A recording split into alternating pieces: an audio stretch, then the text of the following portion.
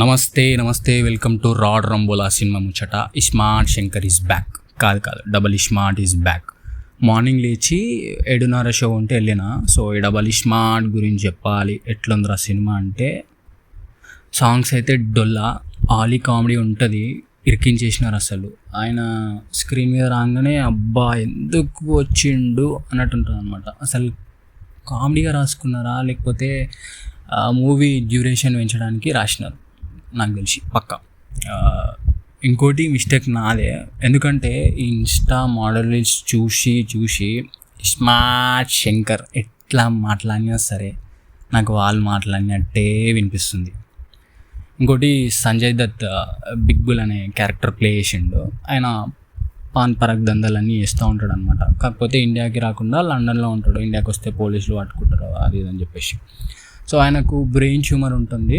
So ఆ brain tumour నుండి చచ్చిపోయినా సరే ఆయన మెమరీ ఉంటే ఆయన లెగసీ అట్లనే కంటిన్యూ అవుతుందని చెప్పేస్తే మన ఇండియాలో ఉన్న smart Shankar brain memory transfer చేయాలని చెప్పేసి అనుకుంటారు అనమాట. సో మెమరీ ట్రాన్స్ఫర్ అనేది ఎట్లా చేస్తారు నిజంగా, అదేదో మన జగదీష్ మార్కెట్లో 1500కు 2000కు ఫోన్ ఖరాబ్ అయితే డిస్ప్లే ఇస్తాం చూసినాం, మొబైల్ డిస్ప్లే, అంత ఈజీగా అయిపోతుంది ఏమో మరి.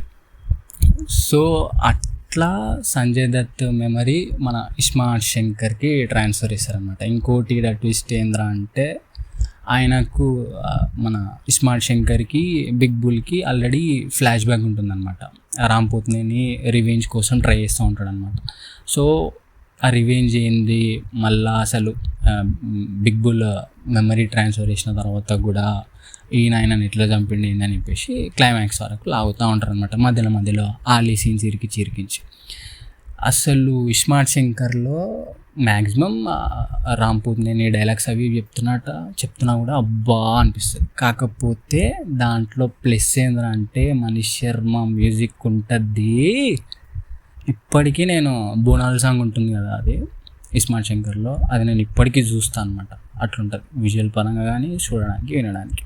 సాంగ్స్ అన్నీ బాగుంటాయి దాంట్లో. అసలు ఈ సినిమాలు అసలు చూడడానికి రీజన్ వెతుక్కోవాలి. ఏం చూద్దాం, పూరి జగన్నాథ్ కోసం అయినా చూడాలంటే ఏం లేదు. ఇంకోటి, నేను నా పక్కన వాళ్ళని అడిగిన, నా పక్కన అంత 20+ గ్రూప్ వాళ్ళే ఉంటాయి, వాళ్ళని అడిగితే ఎట్లుంది బ్రో సినిమా అంటే, ఏం లేదు బ్రో ఏదో టైంపాస్ చూసినాం కదా అంటారు అంతే.